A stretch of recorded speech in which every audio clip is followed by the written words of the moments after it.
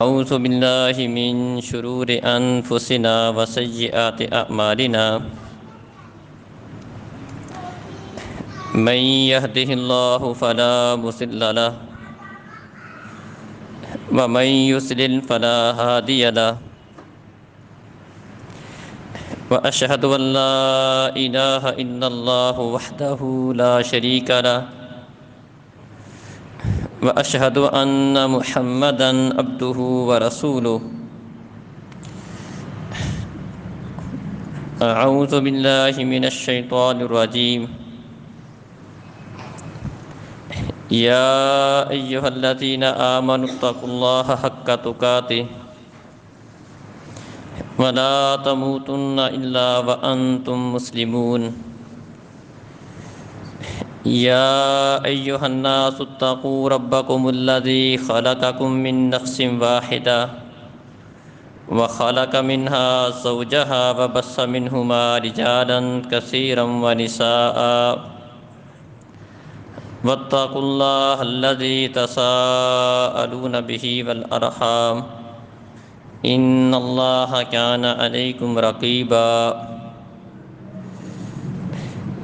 يا أيها الذين آمنوا اتقوا الله وقولوا قولا سديدا يصلح لكم أعمالكم ويغفر لكم ذنوبكم ومن يطع الله ورسوله فقد فاز فوزا عظيما أما بعد فإن خير الحديث كتاب الله وخير الهدي هدي محمد صلى الله عليه وسلم وشر الأمور محدثاتها وكل محدثة بدعة وكل بدعة ضلالة وكل ضلالة في النار وإذا سألك عبادي عني فإني قريب أجيب دعوة الداع إذا دعان فليستجيبوا لي وليؤمنوا بي لعلهم يرشدون۔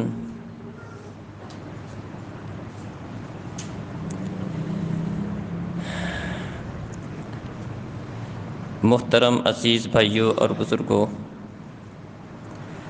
معزز ماں و بہنوں،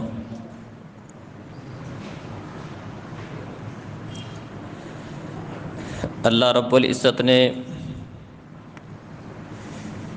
قرآن مجید میں جہاں پر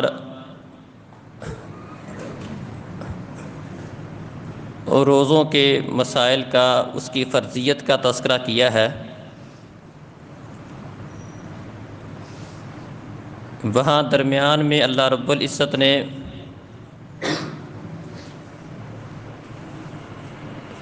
اہل ایمان کو اس بات کا حکم دیا ہے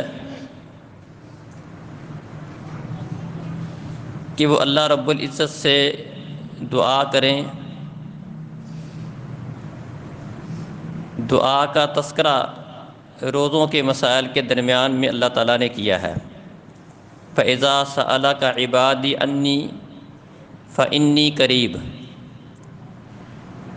جب آپ سے میرے بندے میرے بارے میں سوال کریں تو انہیں بتاؤ کہ میں قریب ہوں۔ اجیب دعوت الداع، پکارنے والے کی، دعا کرنے والے کی دعا کو قبول کرتا ہوں جب بھی وہ مجھے پکارتا ہے۔ تو ایمان والوں کے لیے لازم ہے کہ وہ میری بات کو مانیں، مجھ پر ایمان لائیں تاکہ وہ ہدایت پائیں۔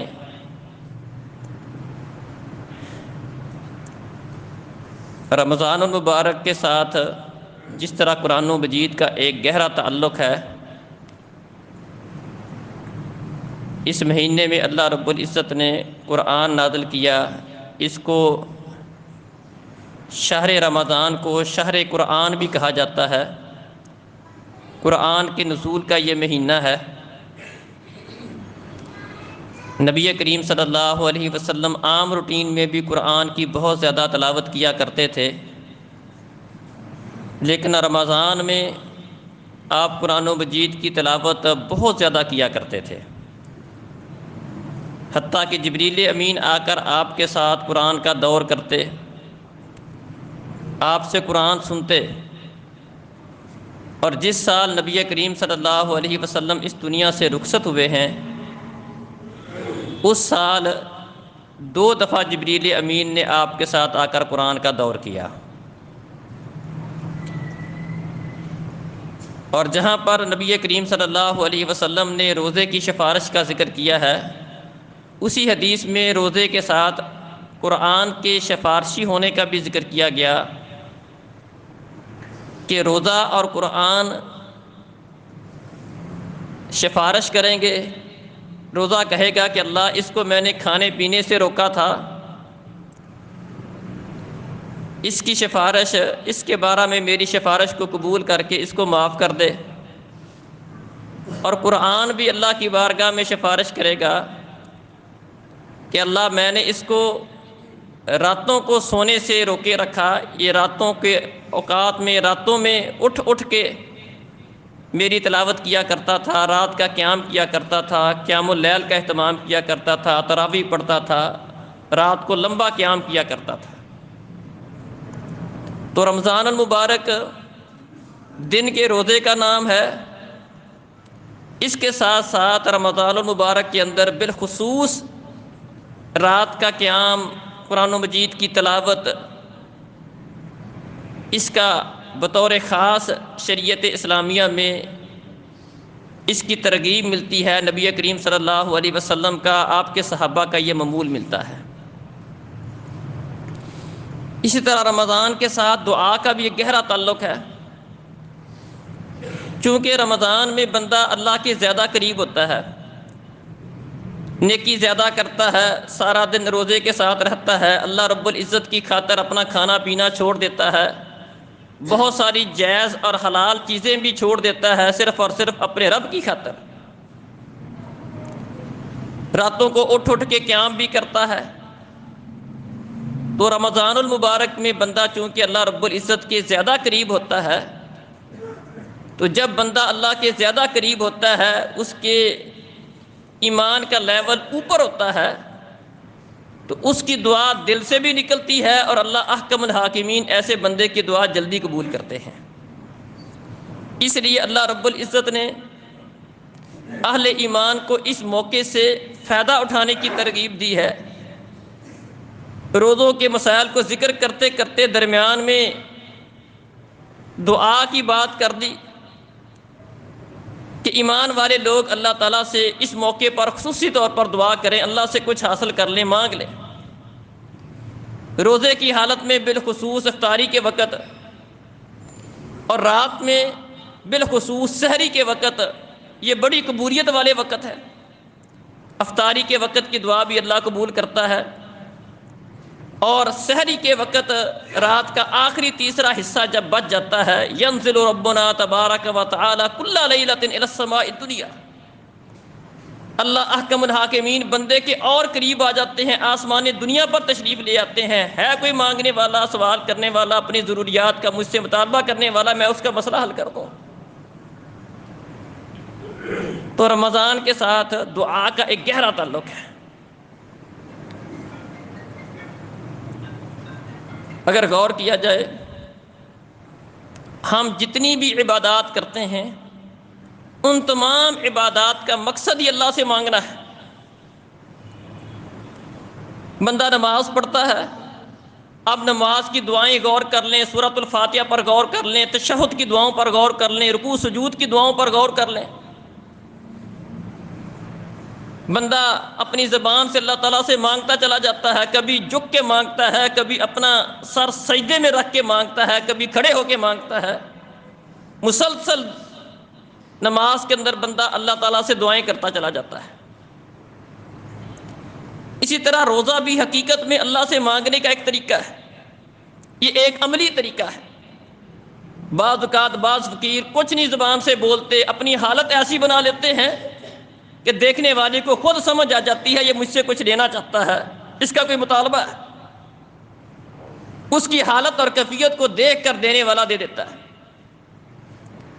تو روزہ بھی اس حالت اور کیفیت کا نام ہے جس میں بندہ اپنے آپ کو ڈالتا ہے، بناتا ہے، سارا دن اللہ کی خاطر بھوکا پیاسا رہتا ہے اور اس کا مقصد صرف اور صرف ایک ہی ہوتا ہے کہ اللہ راضی ہو جائے، اللہ خوش ہو جائے، اللہ معاف کر دے میرے گناہوں کا، اللہ تعالیٰ اس کو مجھے گناہوں سے پاک کر دے اس روزے کے ذریعے، جنت کا حصول، جنت مانگتا ہے، جہنم سے پناہ مانگتا ہے۔ یہ سارا دن بندہ روزہ رکھنے سے یہ مقصود ہے۔ یہی وجہ ہے کہ پیارے نبی صلی اللہ علیہ وسلم فرماتے ہیں الدعاء هو العبادہ، دعا ہی عبادت ہے۔ جتنی عبادات ہیں ان سب کا نچوڑ اللہ سے مانگنا ہے، چاہے وہ زکوٰۃ کا معاملہ ہو، زکوٰۃ بندہ دیتا ہے اس میں مقصود بھی اللہ سے مانگنا ہوتا ہے، اللہ سے سوال ہوتا ہے، اللہ کی معافی کا سوال، اللہ کی خوشنودی کا سوال۔ روزے میں بھی یہی مقصد ہوتا ہے، بلکہ اللہ کا قرآن کہتا ہے وَقَالَ رَبُّكُمُ ادْعُونِي أَسْتَجِبْ لَكُمْ إِنَّ الَّذِينَ يَسْتَكْبِرُونَ عَنْ عِبَادَتِي سَيَدْخُلُونَ جَهَنَّمَ دَاخِرِينَ۔ تمہارا رب کہتا ہے مجھے بلاؤ، مجھ سے دعا کرو، مجھ سے مانگو، اور یاد رکھو جو مجھ سے مانگنے سے تکبر کرتے ہیں ان کو آر محسوس ہوتی ہے، مانگنے سے، اللہ سے مانگنے سے آر محسوس ہوتی ہے۔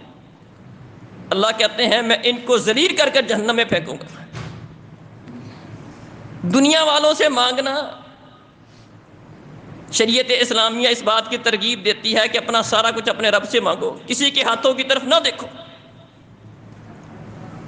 اور اللہ سے مانگنا اللہ کو بڑا پسند ہے۔ جو بندہ اللہ سے نہیں مانگتا، اللہ وہ واحد ہستی ہے جو مانگنے سے خوش ہوتی ہے۔ جس قدر بندہ زیادہ مانگتا ہے اسی قدر اللہ زیادہ خوش ہوتا ہے۔ اللہ اکبر۔ اور جو اللہ سے نہیں مانگتا من لم یسأل اللہ یغضب علیہ، ترمذی میں حدیث ہے، فرمایا جو اللہ سے نہیں مانگتا اللہ اس پہ غصے ہوتا ہے، اللہ اس سے ناراض ہوتا ہے، مجھ سے مانگتا ہی نہیں ہے۔ کیونکہ انسان اللہ کا مانگتا ہے، اس کی ساری ضروریات اس کے رب نے پوری کرنی ہے، اس لیے انسان کو چاہیے کہ اپنے رب سے مانگے، اور دعا کو عبادت سمجھ کے مانگے۔ یہ بھی ہمارا ایک مسئلہ ہے۔ ہم میں سے بہت سارے لوگ دعا تو کرتے ہیں لیکن جب کوئی مسئلہ بن گیا، کوئی پریشانی بن گئی، اس وقت دعا کرتے ہیں۔ یہ بھی ایک غلط فہمی ہے۔ دعا کوئی مفادات کے حصول کا نام نہیں ہے، مسئلے اللہ حل کرتا ہے۔ اصل میں دعا کا جو مقصد ہے وہ یہ سمجھ کے بندہ مانگے کہ یہ ایک عبادت ہے۔ میرا کوئی مسئلہ ہے تب بھی میں نے اللہ سے مانگنا ہے، میرا کوئی مسئلہ نہیں ہے تب بھی میں نے لگاتار اللہ سے مانگتے چلے جانا ہے۔ کچھ نہ کچھ مانگو، اللہ سے عافیت مانگو، اللہ سے بخشش کا سوال کرو، اللہ سے معافی کا سوال کرو، جنت کا سوال کرو، جہنم سے پناہ مانگو، اللہ سے مانگو۔ دعا کو عبادت سمجھ کے مانگا جائے، اور جو بندہ دعا کو عبادت سمجھ کے مانگتا ہے اس کا ایک بہت بڑا فائدہ یہ ہوتا ہے۔ پیارے نبی صلی اللہ علیہ وسلم فرماتے ہیں من سرہ ان یستجیب اللہ لہ عند الشدائد فلیکثر الدعاء فی الرخاء۔ جو بندہ چاہتا ہے کہ جب میرے اوپر کوئی پریشانی آئے، سختی آئے، میرا کوئی مسئلہ بن جائے، اللہ میری دعا قبول کر لے۔ جو بندہ چاہتا ہے، جس کو یہ بات خوش کرتی ہے کہ اللہ تعالیٰ مشکلات کے وقت، پریشانیوں کے وقت، مصیبتوں کے وقت اس کی دعا کو قبول کر لے، اس کو چاہیے کہ وہ جب اس کے اوپر مشکل نہ بھی ہو، آسانی والا، نرمی والا، سہولت والا معاملہ، تب بھی اللہ سے دعا مانگے۔ تو جب عام اس کی روٹین ہوگی اللہ سے مانگنے کی، جب اس کا مسئلہ بنے گا، پھر یہ صرف اور صرف مفادات کی وجہ سے نہیں مانگ رہا، بلکہ اس کی ایک عادت ہے، اس کی ایک روٹین ہے، اس کو عبادت سمجھ کے مانگ رہا ہے، اللہ قبول کرے گا۔ اور پھر بعض لوگوں کا یہ ذہن یہ ہوتا ہے کہ دعا اس کی قبولیت کا مطلب سمجھتے ہیں کہ میں نے اللہ سے کچھ مانگا، اللہ نے دے دیا، بس یہی قبولیت ہے۔ یہ بھی ایک قبولیت ہے، بندہ اللہ سے مانگے اللہ اس کو دے دے، یہ بھی اللہ تعالیٰ کی طرف سے ایک دعا کی قبولیت کی صرف ایک صورت ہے۔ نبی کریم صلی اللہ علیہ وسلم نے دعا کی قبولیت کی 3 صورتیں ذکر کی ہیں۔ یہ انسان کے ذہن میں، ایک مسلمان کے ذہن میں ہونا چاہیے کہ دعا کی قبول ہونے کا مطلب صرف اور صرف یہ نہیں کہ میں نے مانگا اور مجھے مل گیا۔ پیارے نبی صلی اللہ علیہ وسلم فرماتے ہیں جو بندہ بھی کوئی ایسی دعا مانگتا ہے جس میں کوئی قطع رحمی نہیں ہے، کوئی گناہ والی بات نہیں ہے، اللہ اس کی دعا لازمی قبول کرتا ہے۔ اس کی قبولیت کی ایک شکل یہ ہے کہ اللہ فوراً اس کو وہ چیز دے دے، اس نے مانگی ہے، اس نے کوئی مسئلہ اللہ کے سامنے پیش کیا، اللہ اس کا مسئلہ حل کر دے۔ اور ایک شکل اس کی یہ ہے، یا تو اللہ اس کی فوری طور پر اس دعا کو قبول کر کے اسے وہ چیز دے دیتا ہے، یا اللہ رب العزت اس کے بدلے میں آخرت میں ذخیرہ کر دیتا ہے۔ دنیا میں نہیں دیتا، آخرت میں دے گا، بعد میں دے گا۔ اور ایک تیسری شکل یہ ہے کہ اللہ احکم الحاکمین اس دعا کی وجہ سے اس کا کوئی پریشانی دور کر دیتا ہے، کسی مصیبت سے اسے بچا لیتا ہے۔ اب اگر کسی بندے کے ذہن میں یہ تینوں باتیں ہوں کہ یا تو اللہ نے میرا مسئلہ حل کر دینا، نہیں بھی دنیا میں ہوگا، بعض اوقات ایسا ہوتا ہے بندے ہیں نا، اس کو صحیح حکمت کا اندازہ نہیں ہوتا ہے، بعض چیزیں فوری طور پر ہمارے لیے فائدہ مند نہیں ہوتی، ہم ایک ظاہری سا فائدہ دیکھ کر کوئی چیز مانگ لیتے ہیں، جس طرح بچہ اپنے بڑوں سے کوئی چیز مانگتا ہے، وہ ایک ظاہری فائدہ ہوتا ہے، منہ کا بعض کا چسکا ہوتا ہے، اس کو دیکھ کر چیز مانگ لیتا ہے، حقیقت میں وہ چیز اس وقت اس کے لیے مناسب نہیں ہوتی، ہم اس کو نہیں دیتے۔ ہمارا رب ہم سے بڑا پیار کرتا ہے، بڑی محبت کرتا ہے، اسے ہماری کمزوریوں کا بھی پتہ ہے۔ بعض اوقات اللہ تعالیٰ ہمیں فوری دے دیتا ہے، اور بعض اوقات اپنی حکمت کے تحت وہ چیز فوری نہیں دیتا، لیکن چونکہ بندے نے اللہ سے مانگی ہوتی ہے، اللہ رب العزت اس کے بدلے میں آخرت میں ذخیرہ کر دیتا ہے۔ مانگا تھا، سوال کیا تھا، اللہ نے ذخیرہ کر دیا، آخرت میں دوں گا۔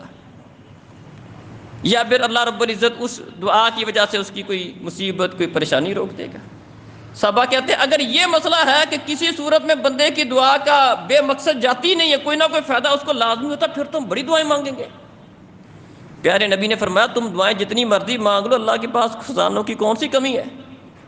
اللہ کے پاس تو خزانے اس سے بڑے ہیں، اللہ رب العزت کے پاس کوئی کمی نہیں، جتنی مرضی مانگ لو۔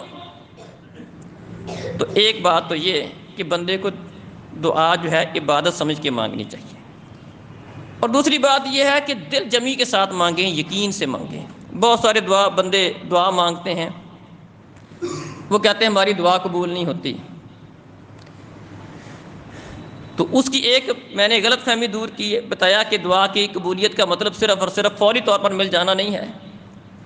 دوسری اس کی ایک وجہ یہ ہوتی ہے کہ بعض اوقات ہم اللہ سے دعا مانگتے ہیں اور اگر فوری قبول نہ ہو تو مایوس ہو کر چھوڑ دیتے ہیں، یا دعا مانگتے وقت وہ یقین کی جو کیفیت ہے وہ نہیں ہوتی ہے۔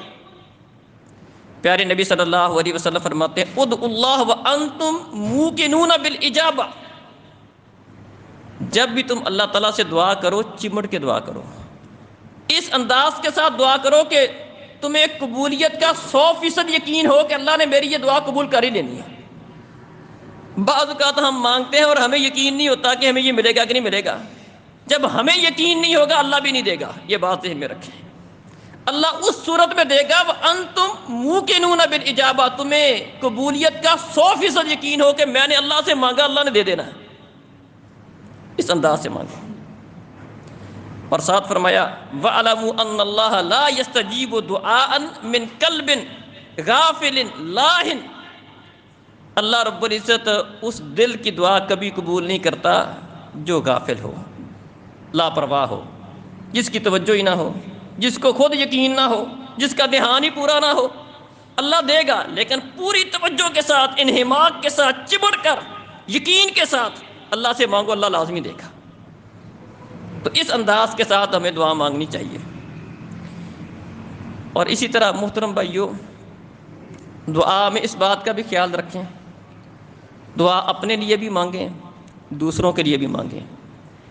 نبی کریم صلی اللہ علیہ وسلم کے سے جا کر جب کوئی بندہ دعا کا کہتا تو پیارے نبی صلی اللہ علیہ وسلم کسی کے لیے دعا کرتے، آپ کی عام عادت مبارکہ یہ تھی کہ پہلے اپنے لیے دعا کرتے پھر اس کے لیے دعا کرتے۔ جیسا کہ ہم مختلف دعاؤں کے اوپر غور کر لیں، حتیٰ کہ جنازے کی دعا ہم دیکھ لیں، جنازے میں ہم کھڑے ہوتے ہیں میت کے لیے دعا مانگنے کے لیے، لیکن پہلے کیا کہتے ہیں؟ اللہم اغفر لنا، اللہم اغفر لحینا و میتنا، پہلے اپنے لیے اللہ ہمیں معاف کر دے اور ہماری اس میت کو بھی معاف کر دے، کیونکہ ہم بھی ضرورت مند ہیں، بخشش کی ضرورت ہمیں بھی ہے۔ تو جس چیز کی ضرورت ہمارے بھائی کو ہے اس چیز کی ضرورت ہمیں بھی ہے، اس لیے جب کسی کے لیے مانگو پہلے اپنے لیے مانگو پھر اس کے لیے مانگو۔ یہ دعا کا مانگنے کا ایک انداز ہے کہ جب بھی مانگا جائے اپنے لیے بھی مانگو، اپنے بھائی کے لیے بھی مانگو، دوسروں کے لیے بھی دعا مانگنے کی عادت بناؤ، اس کا بڑا فائدہ ہے۔ دلوں کی نفرتیں، کینے، بغض ختم ہو جاتے ہیں جب دوسروں کے لیے مانگو گے۔ اور بھی کئی سارے فائدے ہیں۔ نبی کریم صلی اللہ علیہ وسلم کا فرمان ہے فرمایا من استغفر للمؤمنین وللمؤمنات کتب اللہ لہ بکل مؤمن و مؤمنۃ حسنہ. بڑی شاندار دعا ہے. پیارے نبی صلی اللہ علیہ وسلم نے فرمایا کہ جو بندہ کسی مومن اور مومنہ کے لیے، جو بندہ مومنین اور مومنات کے لیے اللہ تعالیٰ سے استغفار کرتا ہے، اللہ سے بخشش کی دعا کرتا ہے، جو کہتا ہے اللہم اغفر لنا وللمؤمنین والمؤمنات، اس طرح کی دعا کرتا ہے اللہ ایمان والوں کو معاف کر دے، ایمان والے مردوں کو، ایمان والی عورتوں کو معاف کر دے. کتب اللہ لہ بکل مؤمن و مؤمنۃ حسنہ، اللہ رب العزت اس بندے کے لیے ہر مومن اور ہر مومنہ کے بدلے میں ایک نیکی اس بندے کے لیے لکھ دیتے ہیں. اللہ، کتنی بڑی بات ہے. اگر میں کہوں اللہ ایمان والوں کو معاف کر دے، مسلمانوں کے حال پہ رحم کر دے، ان کی پریشانیاں دور کر دے، ان میں جو بیمار ہے اللہ ان کو تندرستی دے دے، جتنے ایمان والے دنیا میں موجود ہیں سب کے بدلے میں لاکھوں لوگ ایمان والے موجود ہیں، لاکھوں نیکیاں ایک کلمہ ادا کرنے سے اللہ دے دے گا. عادت بنائیں دوسروں کے لیے بھی مانگنے کی. بلکہ ایک اور حدیث سنیں، پیارے نبی صلی اللہ علیہ وسلم فرماتے ہیں دعوت المرء المسلم لاخیہ بظہر الغیب مستجابہ. جو بندہ اپنے کسی غیر موجود بھائی کے لیے دعا کرتا ہے، بھائی سامنے نہیں ہے، اس کی غیر موجودگی میں اللہ فلاں کے حال پہ رحم کر دے، رات کا پچھلا پہر ہے اپنے لیے مانگتا ہے، کہتا اللہ میرے بھائی کو ہدایت دے دے، اس کو نمازی بنا دے، اس کو متقی بنا دے، دوسروں کے لیے دعائیں کر رہا ہے. فرمایا ایک تو جو بندہ کسی اپنے غیر موجود بھائی کے لیے دعا کرتا ہے اللہ تعالیٰ اس کی دعا قبول کرتا ہے. یہ ان دعاؤں میں سے ہے جس کو اللہ تعالیٰ شرف قبولیت عطا کرتا ہے. وعند رأسہ ملک مؤکل کلما دعا لأخیہ بخیر قال الملک المؤکل آمین ولک بمثل. فرمایا اللہ رب العزت اس بندے کے ساتھ ایک فرشتے کو لگا دیتا ہے. اللہ اکبر، ذرا دھیان کریں.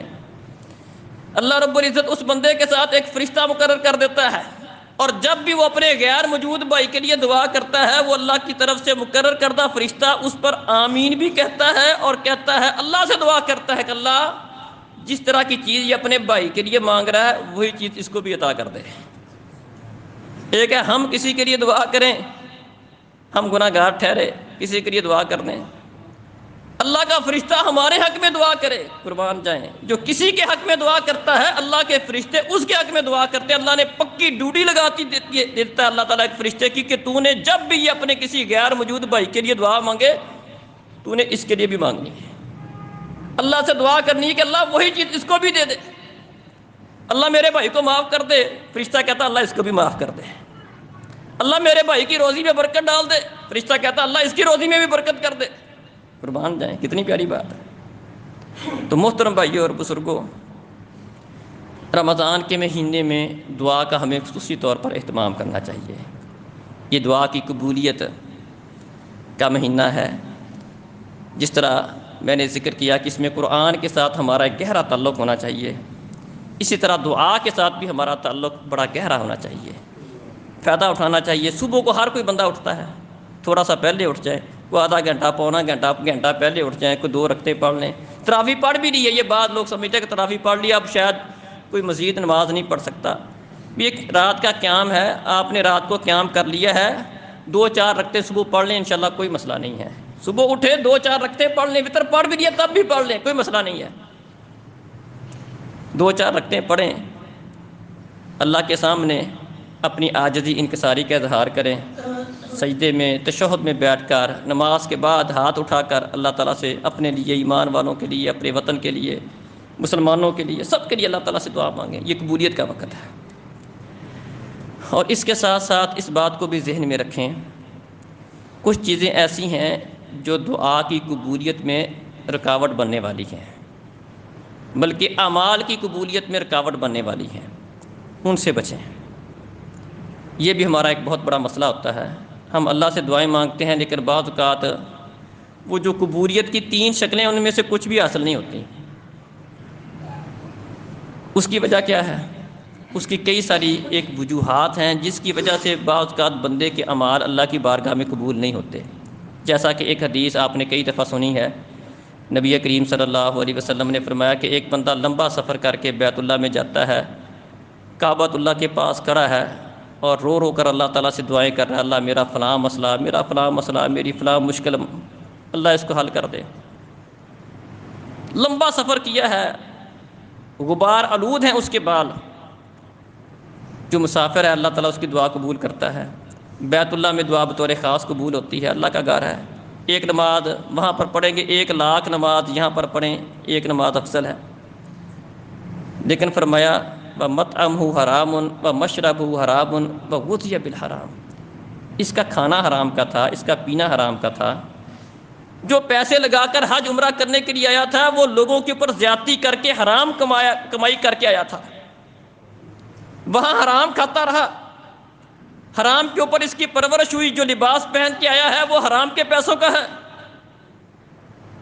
اپنی بہنوں کی وراثت کا حق کھا کے آ گیا، 2 نمبریاں کر کے ملاوٹ، سود، رشوت، حرام کا پیسہ، اس پہ پلا، اس پہ اوپر پرورش ہوئی، وہی اس کی غذا ہے، وہی اس کا لباس ہے، وہی سفر میں استعمال ہوا ہے۔ اَنَّىٰ يُسْتَجَابُ لِذَٰلِكَ، اس کی دعا اللہ کیسے قبول کرے گا؟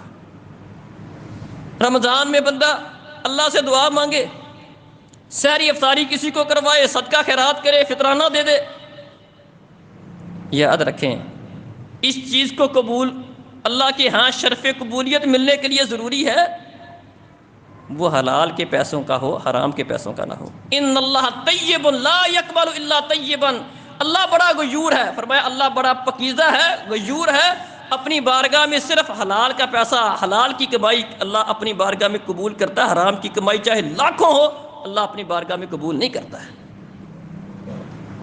یہ ضروری ہے دعا کی قبولیت کے لیے، اعمال کی قبولیت کے لیے کمائی کا حلال ہونا، ذرائع کا جائز ہونا یہ ضروری ہے۔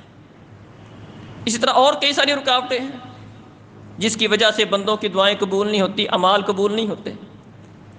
حدیث میں آتا ہے پیارے نبی صلی اللہ علیہ وسلم نے فرمایا کہ اللہ تعالیٰ سوموار اور جمعرات کو جنت کے دروازے کھلتے ہیں، ہر سوموار جمعرات بندے کا حساب ہوتا ہے نا، بندے کے اعمال کو اللہ کے اوپر پیش کیا جاتا ہے۔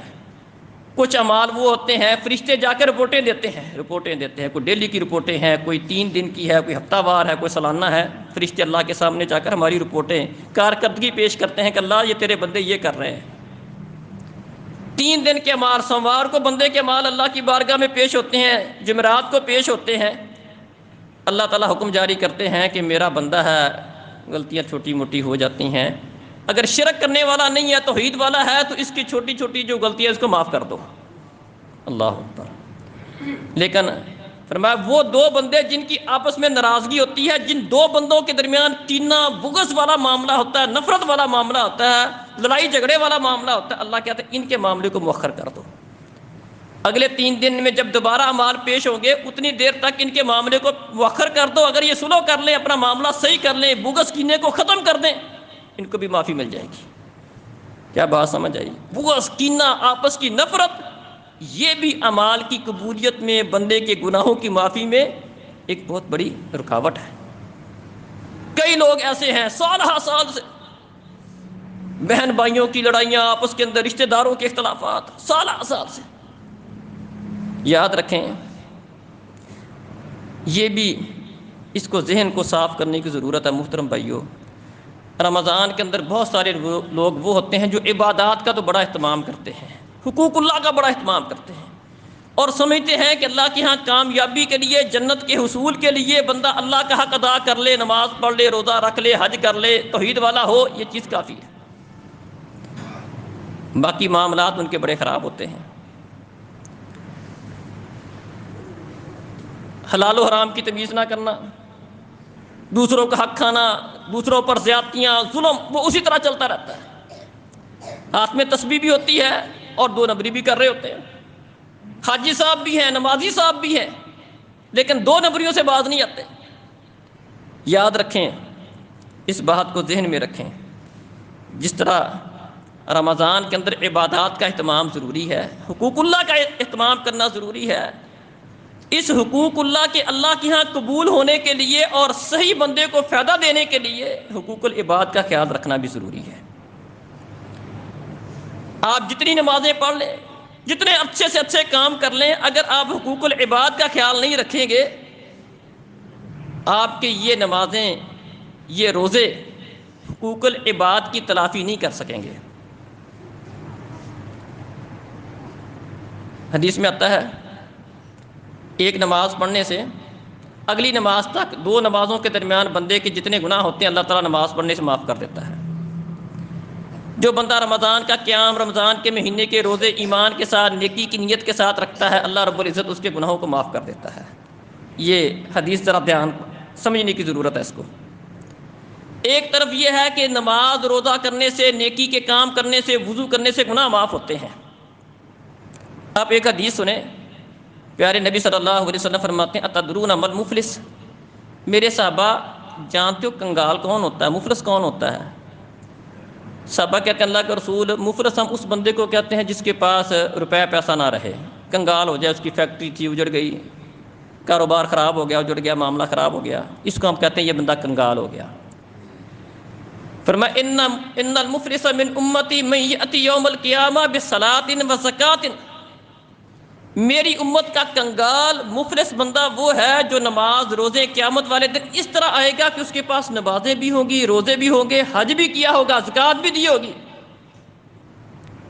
لیکن کسی کو گالی دی تھی، کسی کا ناحق مال کھایا تھا، کسی کو نجائز مارا تھا، کسی کے اوپر ظلم کیا تھا، کسی کا حصہ کھا گیا تھا، کسی کی زمین ہڑپ کر گیا تھا۔ قیامت کا دن ہوگا، اللہ کی عدالت لگے گی، یہ نماز روزہ زکوٰۃ حج کا اہتمام کرنے والا اللہ کی بارگاہ میں کھڑا ہوگا، اور جن کے اوپر اس نے مختلف قسم کی زیادتیاں اور ظلم کیے تھے یہ بھی اللہ کی بارگاہ میں آ جائیں گے، اللہ اس نے میرے اوپر یہ زیادتی کی تھی، یہ ظلم کیا تھا۔ وہاں پر فرمایا فیصلہ درم و دینار کے ساتھ نہیں ہوگا، وہاں روپیہ پیسہ کا چکر کوئی نہیں ہوگا، وہاں فیصلے نیکیوں کے ساتھ ہوں گے۔ اللہ احکم الحاکمین، اس کی نیکیاں ان جن لوگوں پر اس نے زیادتیاں کی تھی، جن کا حق کھایا تھا، جن کے ساتھ دو نمبریاں کی تھی، جن کو دھوکے دیے تھے، اللہ رب العزت اس کی نیکیاں ان کو دیتا چلا جائے گا۔ اگر پھر بھی معاملہ پورا نہ ہو، اللہ احکم الحاکمین ان کے گناہ اٹھا کر اس کے سر پر ڈال دے گا، اور آخر کار یہ نماز روزہ زکوٰۃ کا اہتمام کرنے والا اتنی نیکیاں لے کر آنے والا کہ جنت میں جا سکتا تھا، لیکن اپنے ان حقوق العباد میں کمی کوتاہی کی وجہ سے یہ جہنم کا ایندھن بن جائے گا۔ یہ میری امت کا مفلس اور کنگال ہے، نیکیاں لے کر آیا تھا، نمازیں پڑھ کر آیا تھا، زکوٰۃ اس نے دی تھی، حج اس نے کیا تھا، لیکن یہ چیزیں اس کے کام نہ آئیں، پھر بھی جہنم کا ایندھن بن گیا۔ یہ کنگال ہے۔ اب اس پہ غور کریں اس حدیث پر کہ نماز روزہ کے باوجود فرمایا کہ یہ جہنم میں جانے والا ہے۔ کیا بات سمجھ آئی کہ نماز روزے کے ساتھ یہ حقوق العباد معاف نہیں ہوتے؟ آپ دوسروں کا حق کھا کر ساری رات سجدے میں پڑے رہے، اگر حق اس کا واپس نہیں کرتے، آپ کا ساری رات کا سجدہ اس کا حق آپ کو معاف نہیں کروائے گا۔ کسی کی زمین غصب کر کے، کسی کا حصہ لے کر، کسی کو دھوکہ دے کر، کسی کے اوپر زیادتی کر کے آپ اللہ کو جتنا مرضی منا لیں، جب تک اس کا حق واپس نہیں کریں گے، اس سے معافی نہیں مانگیں گے۔ اللہ سے معافی مانگنا حقوق العباد کے لیے کافی نہیں ہے۔ حقوق العباد میں جو کمی کوتاہی ہے اس کی تلافی کرنا ضروری ہے، اس کا حق واپس کرنا ضروری ہے۔ کسی کے پیسوں سے آپ حرام کما کر حج کر لیں، اللہ معاف کر دے گا؟ ایسا نہیں ہوگا۔ اللہ اکبر۔ قتل، اللہ کی راہ میں شہید ہونا، اللہ کی راہ میں قتل ہونا کتنا بڑی سعادت والی بات ہے۔ فرمایا القتل فی سبیل اللہ یکفر کل سیئہ، پیارے نبی نے بشارت دی کہ جو بندہ اللہ کی راہ میں شہید ہو جائے اللہ اس کے سارے گناہ معاف کر دیتا ہے۔ یہ بات کرنی تھی، جبریل آ گئے۔ فرمایا الا الدین، اللہ کے رسول قرض معاف نہیں ہوتا۔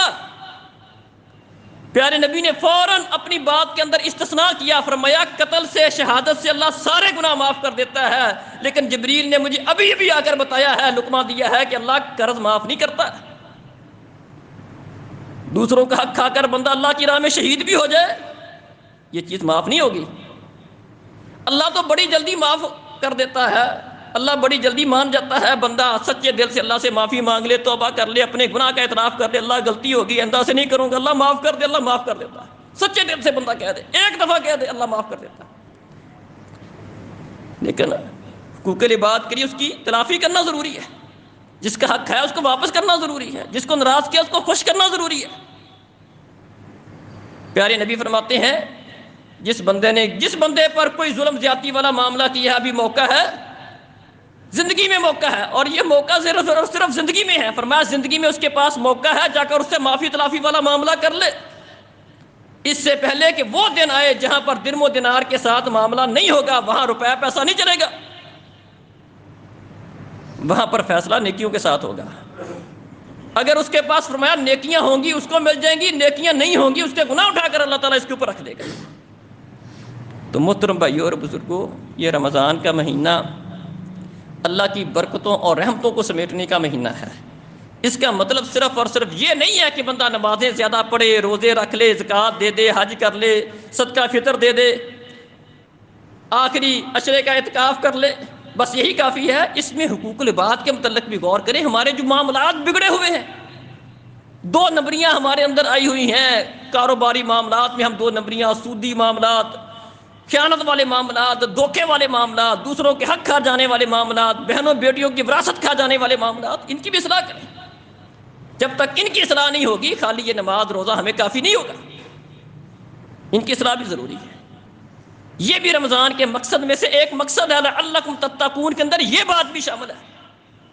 متقی بندہ سارے گناہوں کو چھوڑنے سے بنتا ہے, اور عبادت صرف اور صرف نماز روزے کا نام نہیں ہے, عبادت حقوق العباد کی ادائیگی کا بھی نام ہے. اللہ تعالیٰ سے دعا ہے کہ اللہ تعالیٰ ہمیں رمضان سے صحیح معنوں میں فائدہ اٹھانے کی توفیق عطا فرمائے. جو اللہ کا ہم سے مقصود ہے اللہ تعالیٰ اس کو پورا کرنے کی توفیق عطا فرمائے. قولی ھذا.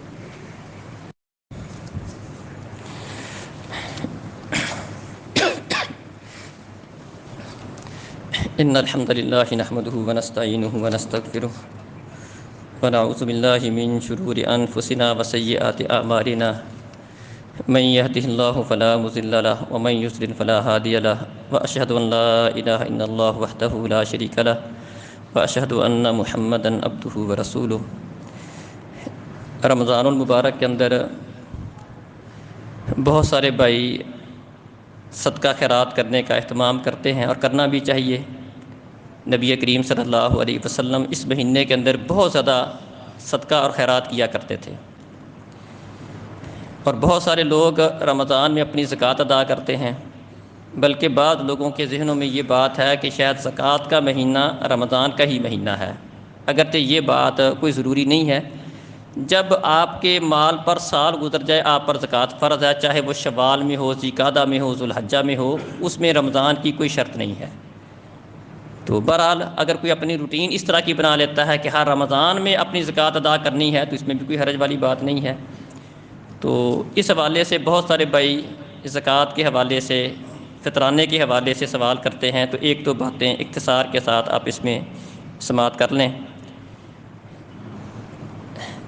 اللہ تعالیٰ نے جو انسان کو مال دیا ہے اس میں سے اللہ کا حق ادا کرنا ضروری ہے.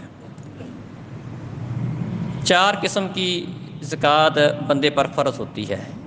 اگر کسی بندے کے پاس جانور ہیں اس کے لیے شریعت نے ایک نصاب رکھا ہے کہ جانوروں والے اگر کسی کے پاس بکریاں ہیں تو کم از کم اس کے لیے ایک نصاب مقرر کر دیا کہ اس کے پاس 40 بکریاں ہوں تو زکوٰۃ فرض ہوتی ہے.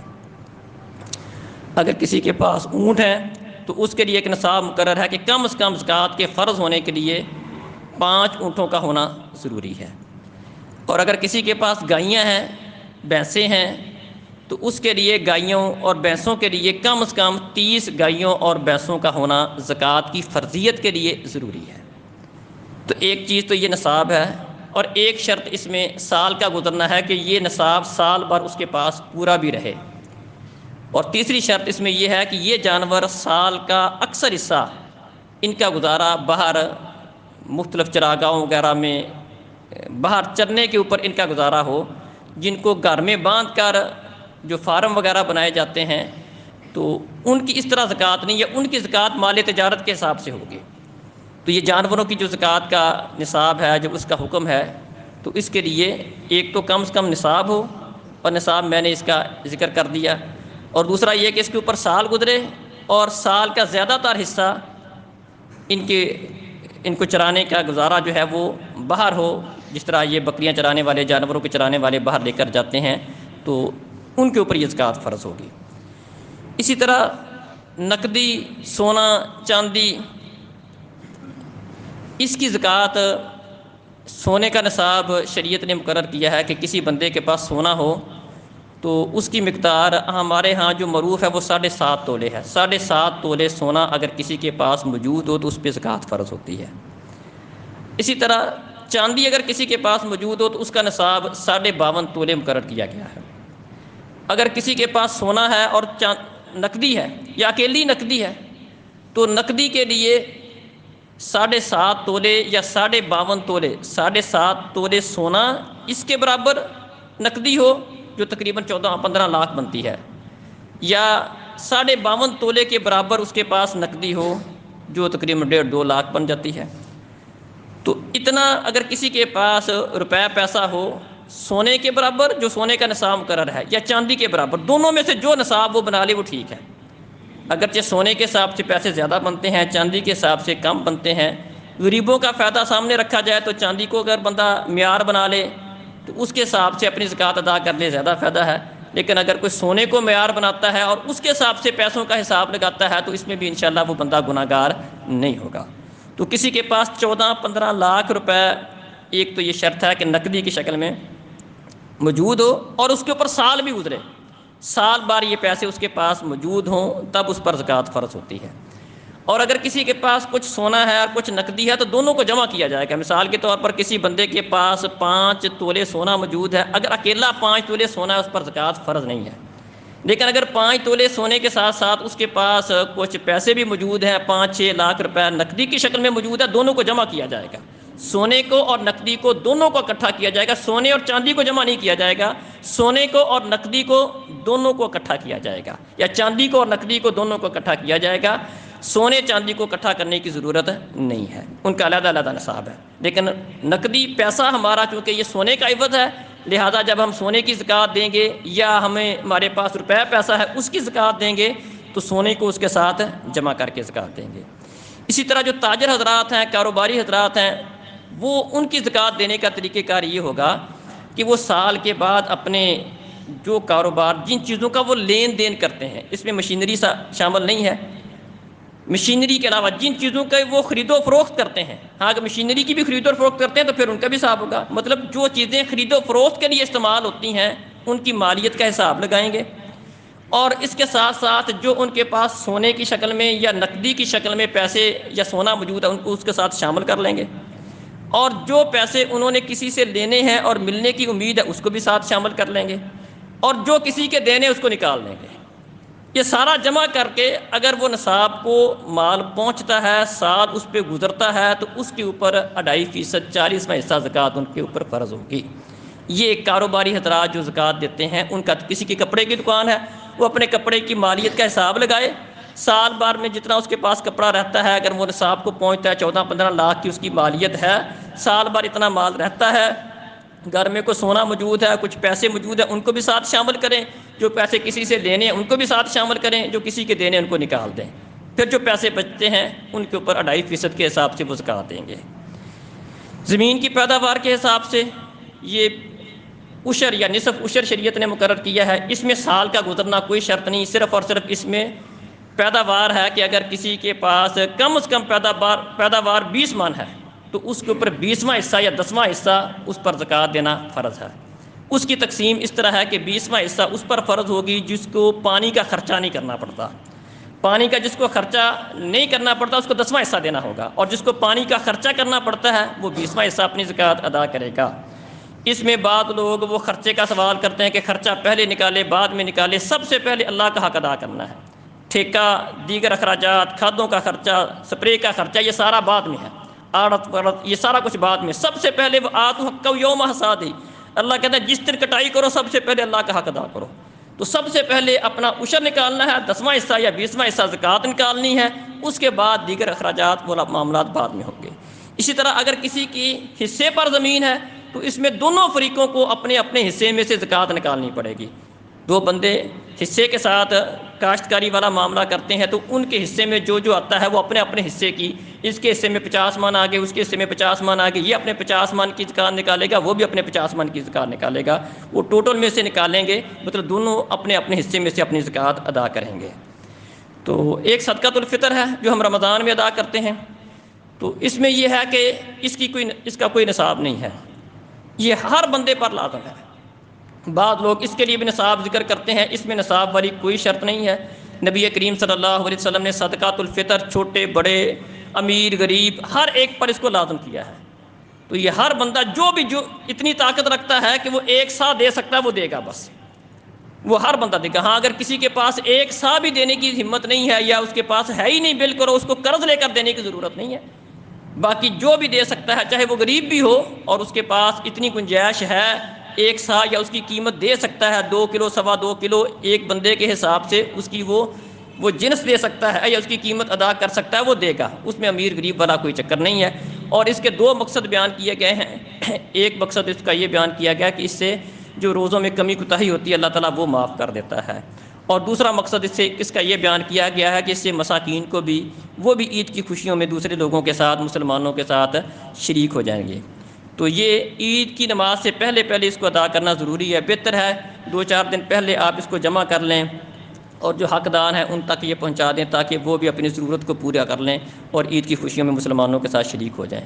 اس کی مقدار کتنی ہے؟ ایک سا کا وزن، صحیح وزن نکالے تو 2 کلو بنتا ہے، اگرچہ بعض 2 کلو 100 گرام، بعض 2 کلو 200 گرام، کوئی 2.5 کلو بھی بناتے ہیں، کوئی 3.25 کلو بھی بیان کرتے ہیں، تو بہرحال 2 کلو 2.25 کلو اگر کسی کے پاس جنس موجود ہے جو ہم استعمال کرتے ہیں، گندم ہے، آٹا ہے، جو ہے، چاول ہے، جو ہمارے استعمال کی چیزیں ہیں، وہ 2.25 کلو بندہ فی کس کے حساب سے دے دیں، آپ کا صدقہ فطر ادا ہو جائے گا۔ تو اگر کسی کے پاس جنس موجود نہیں ہے تو اس کو خرید کر وہ جنس دینے کی ضرورت نہیں ہے، وہ اس کے پیسے بھی دے دے، اور وہ پیسے تقریباً موٹا حساب کریں تو تقریباً فی کس 300 روپے کے حساب سے بنتے ہیں، تو وہ ایک بندے کے اعتبار سے ایک فی کس 300 کے حساب سے آپ صدقۃ الفطر ادا کر دیں تو انشاءاللہ آپ کا یہ صدقہ فطر ادا ہو جائے گا۔ یہ ایک اعلان ہے، اسی جامعہ میں اتوار والے دن صبح 10 بجے خواتین کا پروگرام ہے اوپر، تو اس میں خواتین کو دعوت ہے کہ وہ تشریف لائیں، آپ بھائی بھی اپنے گھر سے خواتین کو بھیجیں۔ اما بعد فإن خیر الحدیث کتاب اللہ وخیر الہدی ہدی محمد صلی اللہ علیہ وسلم وشر الامور محدثاتها وکل محدثۃ بدعۃ وکل بدعۃ ضلالہ وکل ضلالۃ فی النار۔ اقول قولی ھذا استغفر اللہ لی ولکم۔